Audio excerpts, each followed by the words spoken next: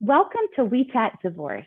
Catherine and I are so happy to welcome family attorney and mediator Susan Guthrie to our podcast today. In this episode, we're going to discuss divorce attorney secrets to thriving beyond your divorce. But first, let me take just a couple minutes to introduce Susan.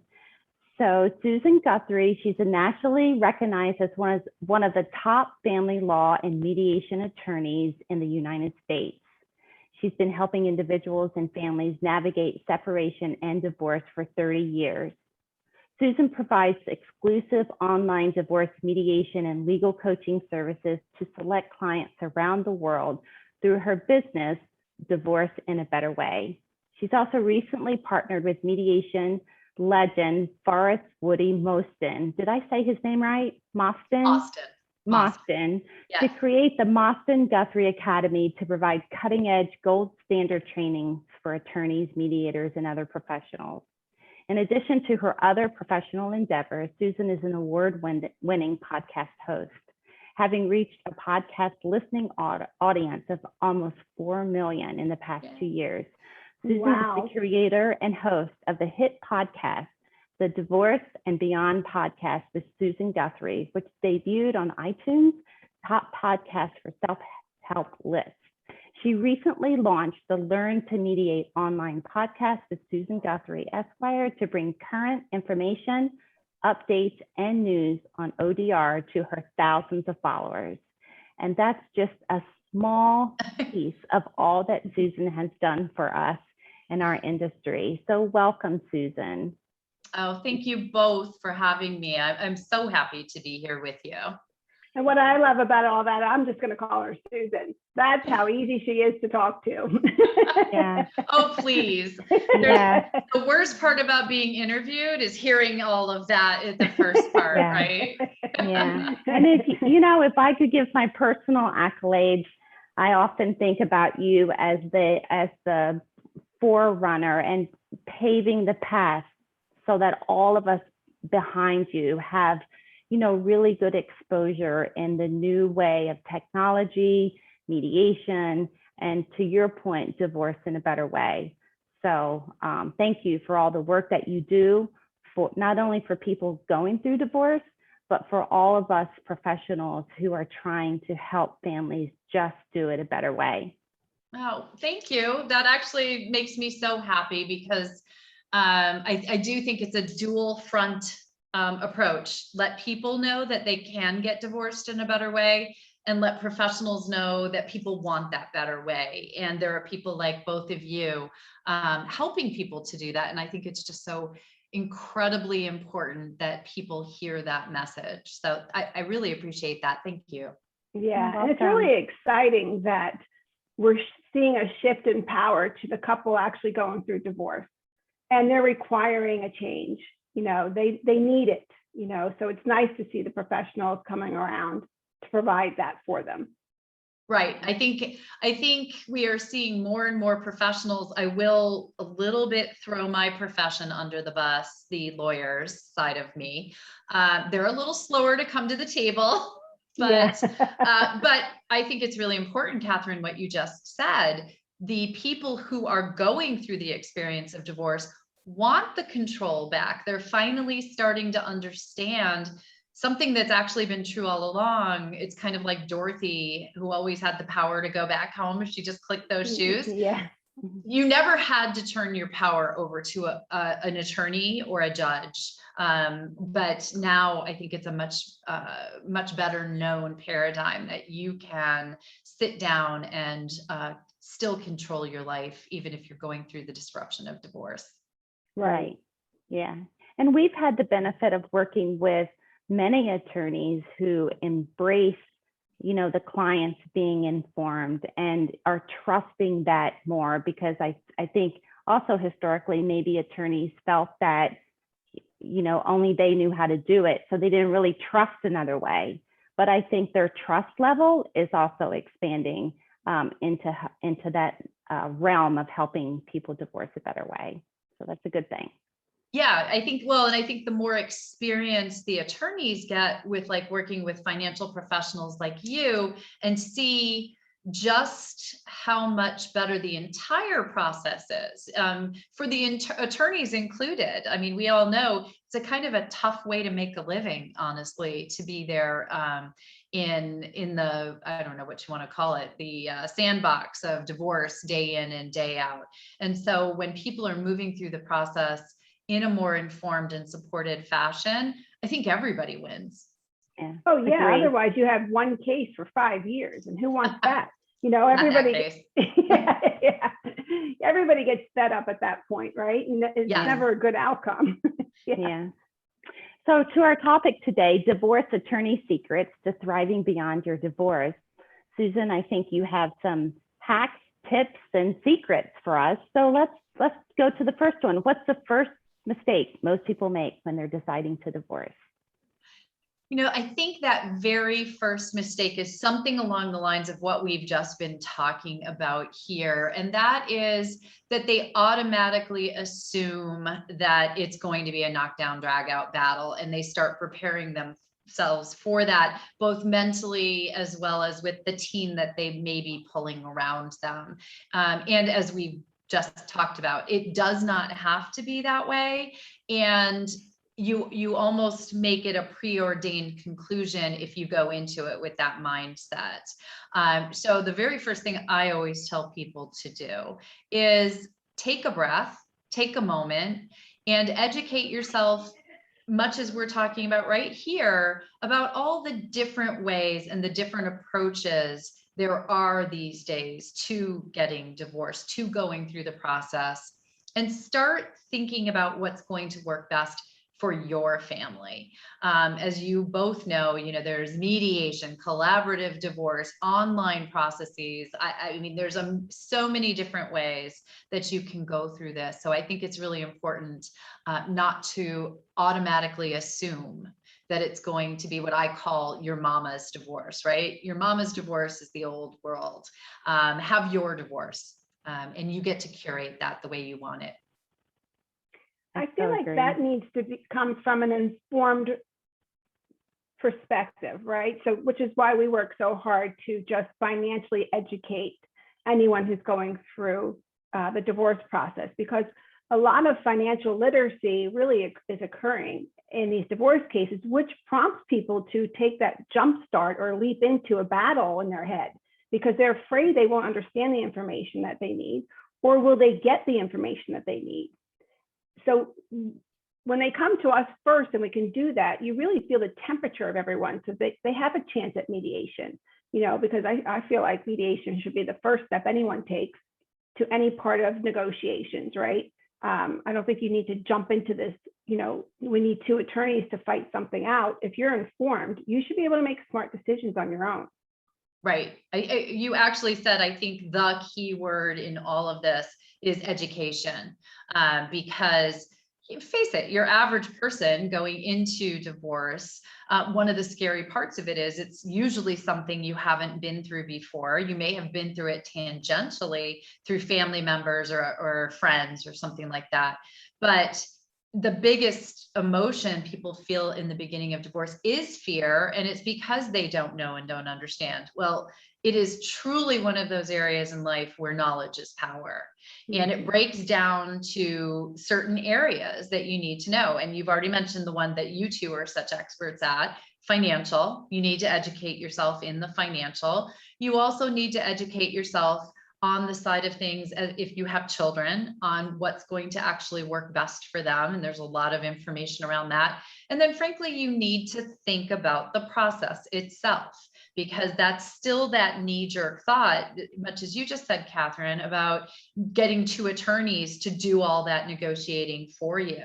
You don't need to hire someone to negotiate for you. You can strategize with an attorney. You can learn how to negotiate by educating yourself if it's not something that you're well versed in. So, that educational step, hugely important, and finding the right people and the right resources to learn from, because unfortunately, the flip side of the plethora of information that exists in our world at our literal fingertips on our, there's a whole library in here.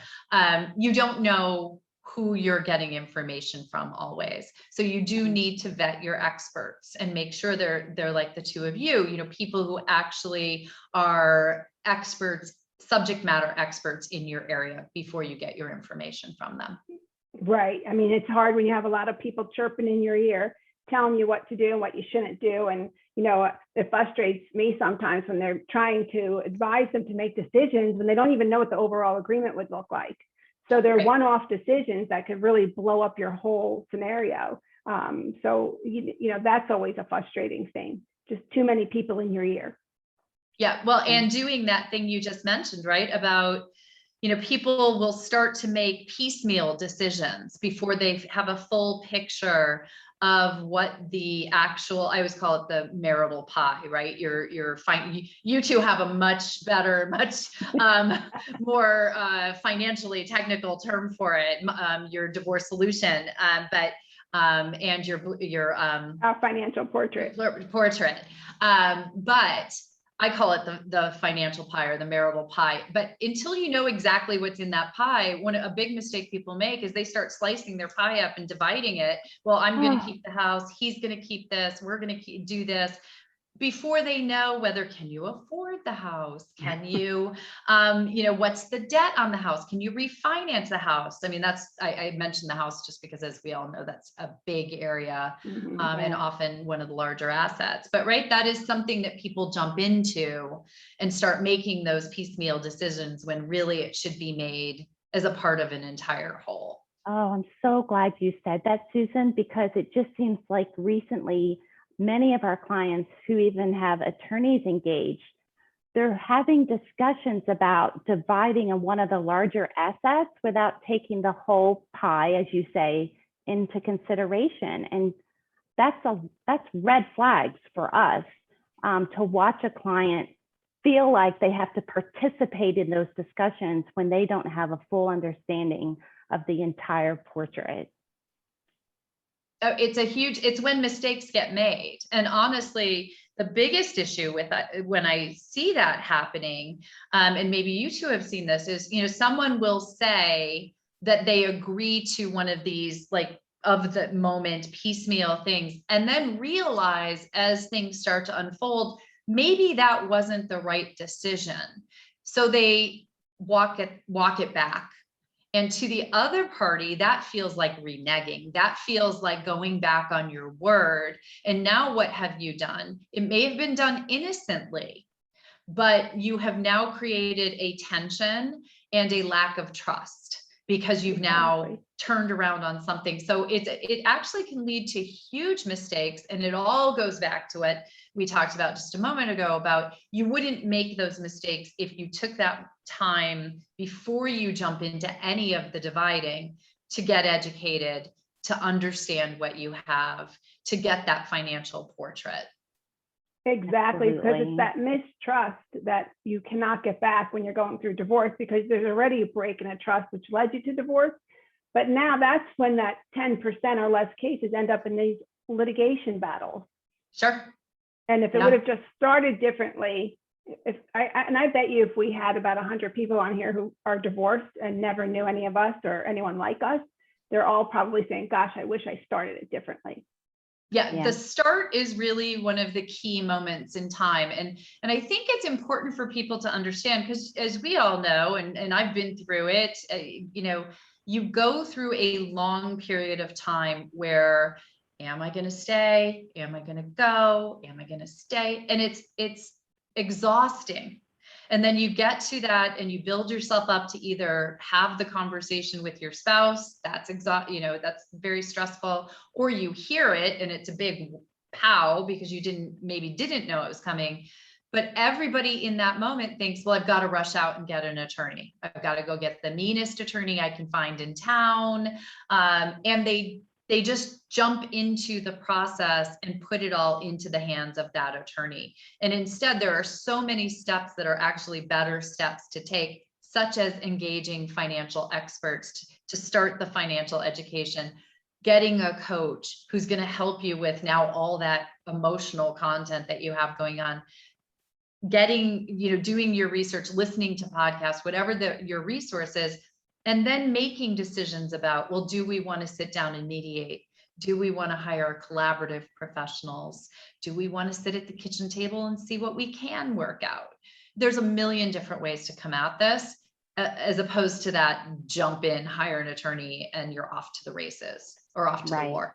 And thinking that it's just going to be handled for them, and they're going to just arrive one day and get their share. I love that you. My fair share. What I'm entitled to. Yeah, what I'm entitled to. Yeah. Well, I will say here's where I'm going to throw some of your colleagues under the bus a little bit as well, is that, we've seen people that go for their consults with an attorney because it's the meanest one or the sharkiest one or what have you, who you have to have. And I have seen them promise things that really never play out in the long run. And they don't even look at all of their assets. And it's all it depends type of scenario. But the person who's so emotionally charged going through there thinking that they're the shark or the best attorney leaves there believing that that's what they're entitled to or what they can expect down the road. And it's really not the case. So again, I think going to an attorney consult can be very important, but it's the timing of it, and what knowledge do you bring to that consult so that you don't get, I call toxic positivity type of information, right? You get information based on data that you can process that later in a more reasonable way. And so that's another important thing.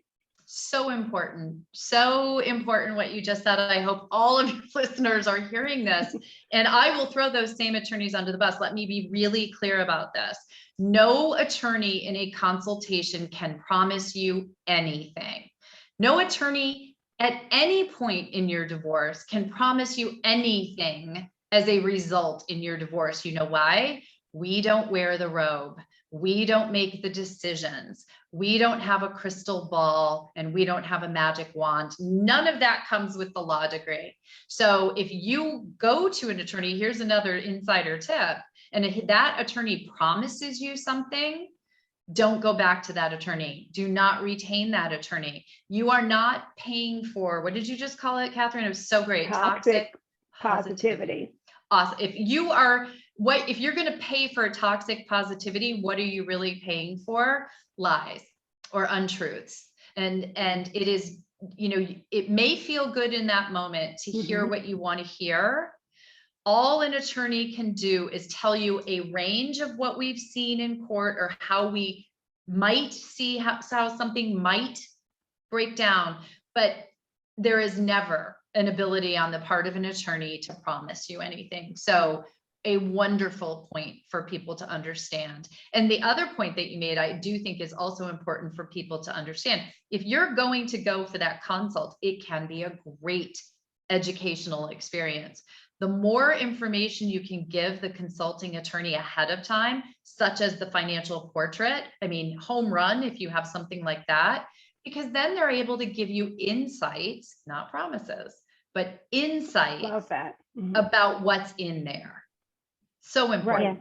Right. It is so important. And I also love what you say about, getting a divorce coach, because so many people approach divorce looking for emotional justice, and they don't know the difference between divorce, division of assets, parenting plans, and support. And I've just been through a really painful time in my life, and I'm going through a painful time in my life. And that really it's really not going to factor in a lot in the actual divorce process as it relates to, getting your assets divided and things like that. So I love that you said, one of the first things is also to get a coach involved to help you make those differentiations. Yeah, it's probably one of my top tips. And again, some of my colleagues, at least in the legal sense, not my mediation colleagues as much, but my lawyer and attorney colleagues still haven't entirely embraced the concept of coaching. But when I work with a client who is working with a coach and they are able to sit down, hear what we're talking about, mull it over in their mind, and then, as we talked about in the beginning, make decisions for themselves, keep the power, they can do that so much just in an easier fashion, but also in a fashion that actually results in good decision making. If you're going to make a decision based on that emotional justice, which by the way does not occur. Karma, she may be a witch, but she doesn't really come along very often in a courtroom, if ever, or in a divorce case. It's just not the forum. It's not set up for that. It is set up to divide your stuff and figure out how you're going to co-parent your kids. That's what it's about. It's not about he's a jerk or she's an overspender or he did this or she did that. It's not about that at all. So truly an important, I am a huge fan. For me, the ideal team in a divorce would be a good collaborative or a divorce attorney, a good mediator, financial professionals like the two of you, and a coach and or therapist if we need also mental health help assistance or issues with the children. That sounds like a lot. Your divorce is going to go much faster and much better to divorce in a better way if you have that kind of support. Right. So true. And then you don't live with regret of the decisions you made, because to have that happily ever after divorce is prolonged when you're harboring a lot of regret and decisions that you know are not really for your best interest now. Now that the clouds have gone away a little bit and the dust settles and you sit there and you say, this is what I'm stuck with. It's harder for you to move on with your life because you constantly replay the divorce process in your head. Yeah. And you know, how many clients can I count who I've spoken to a year down the road after the divorce or more who said, I cannot believe I fought over the blah, blah, blah. It doesn't insert anything, because I can tell you playing cards, television set, sofa, I mean, you know, you name it, 15 more minutes with my kids. And I know, please don't get upset with me, parents, but 15 minutes and it cost you $25,000 to litigate those 15 minutes and ramped up the animosity between you and your co-parent. Trust me, your kids would have been better off if you hadn't fought over those 15 minutes for 6 months. Exactly. Right. So absolutely. Yeah. And having a, you know, that focused approach, I think it does take a team. And for so long, divorce has had this stigma about it, that it's embarrassing and something that, you know, is looked down on in our society. But if you liken it to, you know, the death of a loved one in your family, or even a surgery where a team is needed, it's very similar why a team is needed, because there's a lot that you're working through in the divorce process, not only to maintain the family unit, but to make sure everyone's okay for your own well-being, but also your financial well-being, and to make really important legal decisions. So there's a lot of different complexities that I think people don't realize, and they look for the cheapest answer, not understanding how complex of a situation it is. It's an extremely complex, and the more you layer into it, right? If you have no children, it still can be extremely complex on the financial side. Layer in children, and depending on their ages and what's going on with them, you get an even more complex situation. And then you add the emotional content on top of all of that. And, you know, it's one of those things. I always find it interesting, because I do find that people have that perception of, well, it's going to cost me a fortune to pull that team together. And what they don't realize is their divorce is actually going to go much more quickly and be resolved much more quickly when they're informed and supported. And when I say supported, I mean all those people. You know, I went to law school for 3 years.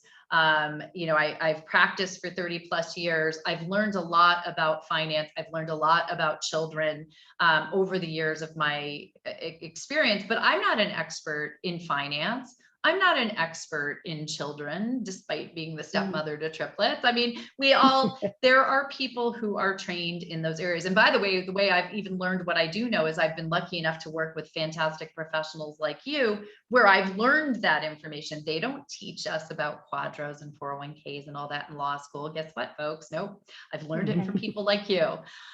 So, you know, getting that information, understanding what you work with, having your emotional control, control over or where you're at, actually means that your divorce will go by much more smoothly and quickly. And you will pay all those professionals less than you would pay the shark attorney to drag your case into a courtroom and try it, which can take a year or two. These days, even longer with COVID. I so agree with that.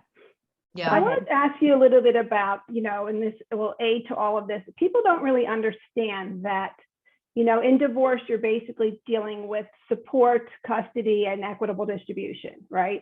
Right. So what we find really interesting, and we're really actually proud of, is that since we just stay in our zone, because we know what we're good at and we know what we're not good at, right? Or what we don't, we know there's other professionals good at. So we like the team approach.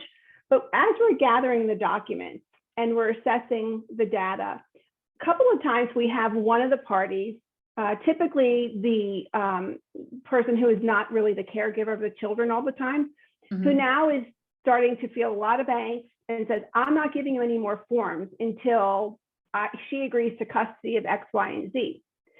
So our approach is, we collect your data, we assess it. We still need these documents. However, we're going to refer you to a mediator at this time, or we're going to refer you to a coach at this time, and go talk about just the children thing, because they're not really going to do your financial decisions. And neither of you should make a financial agreement between yourselves, because we don't even have all the data for you to have all the knowledge you need. But really what happens is they then go off to who we refer them to and settle just their children. And they're not doing these one-off agreements, because a lot of people feel really pressured into, oh my gosh, they're going to take my kids if I don't agree to give them attention, or if she wants to keep the house, she has to do this, and we're going to deal with this all together. So what is someone's choice other than what we're doing here? And is it somebody's choice to stop, take pause, and say, no, we're just going to go talk about the kids with a mediator or a coach, and still gather the document? I feel like that's how they keep their trust going, basically.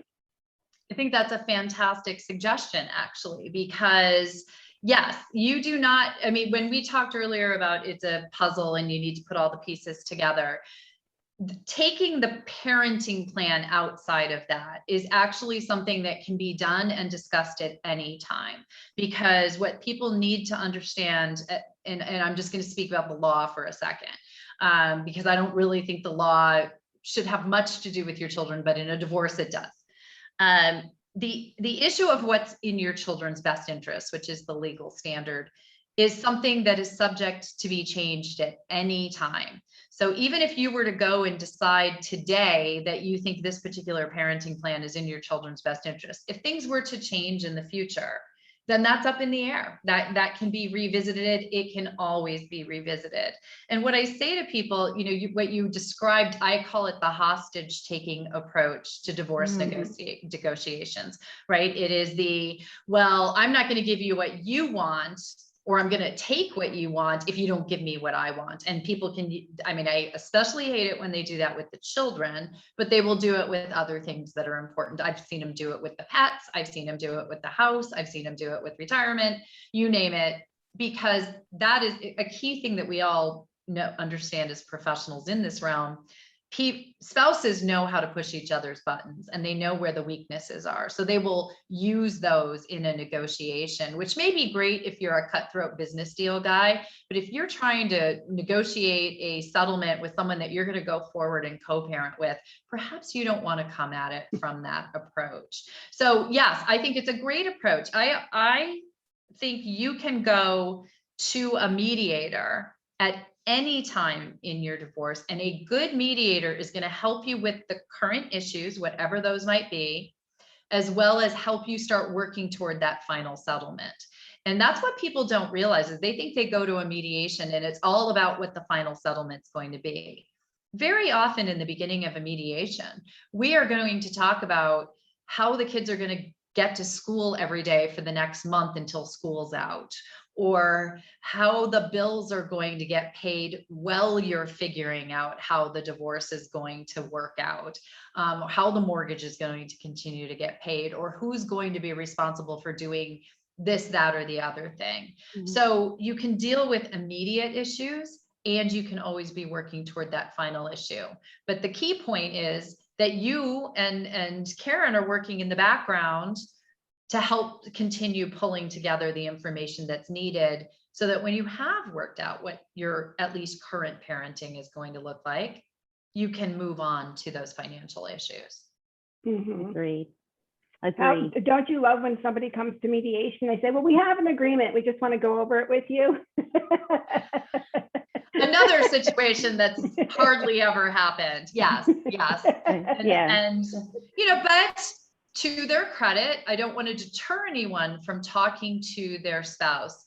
One, I will say to everyone what I say to people in my opening week, we call it an opening statement in mediation, what the mediator says.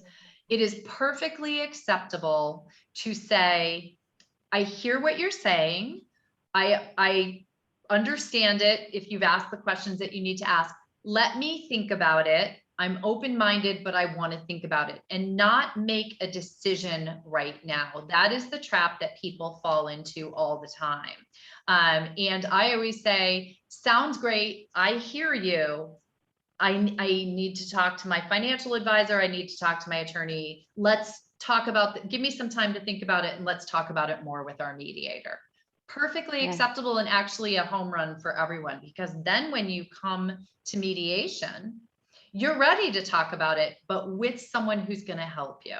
And that's the other thing people need to know, is that your mediator, somebody said to me the other day in a mediation, Susan, he did this, when we were married. And don't you think that's unfair? Can you believe he did that? Don't you think that's unfair? Is that right that he did that? It doesn't matter what I think. That's not my role at all. I actually didn't agree with her, and I thought it wasn't that bad, but am I going to say that in a mediation? No, it has no bearing on anything. It's that she thinks that. And so we need to deal with that in that context. But everybody thinks their mediator is going to make decisions for them. And that's absolutely not our role. It's maybe he doesn't know she thought that was unfair. Maybe he doesn't know that she thinks he shouldn't have done that. And maybe we need to talk about that. So there was value in what she was saying, but she was looking for me to be her, the emotional justice that you were talking about, Karen, right? And that's not your mediator's role, but your mediator is there to say, maybe you need to talk to Tom. Do you think have you ever expressed this to Tom, Mary? Maybe we should have a conversation about that. Do you think it would be helpful? Right, which is great. And we kind of do that with our financial portrait, not to mediate them, but, we'll often hear, this was a premarital, I put $200,000 into our home, so I want that back. And okay, well, how did you put the 200? Do you have a copy of the check that we can include in your portrait? Oh no, but I have a tax document, and wife is unsure if it's premarital or not. So our notation for the mediator is exactly this. Husband is claiming he has a premarital portion. We requested these documents. They were not received. So we're not telling him, even though we know it's not going to be considered premarital, he has no proof, but she's believing him because he's bullying her into it. And we can't say to her, it's not premarital, because we're not going to meddle with what the mediator is going to do, or if they go to attorneys. But we put enough in there that she's questioning that. So she says, I'm not agreeing with you. I'm not agreeing or disagreeing. I just need to see this document. And so if we can't get it, then the next professional has to just ask for that document. But their emotions are being heard. He's being heard. He realizes that it's not going to be considered premarital before he gets to that mediation. So the little bit of the fight goes down. And so it's really, like, for us, rewarding to see them transform a little bit into, okay, maybe we will talk this out. And then the professional gets the document and knows exactly where they're coming from, because we've unwound some of it, right? So it really does make a better process for everyone when, again, you need the knowledge. It's critical. And part of that is too, people having just misunderstandings about what the law is. And flip of that, just because the law says it doesn't mean you two can't agree to do something different. Right. So maybe in that particular case, the wife would say, well, I do remember you put in 20,000. I remember that really distinctly. And I agree that it is absolutely fair that you get that 20,000 back. The other 180 is kind of in the mix. I think we need to talk more about that.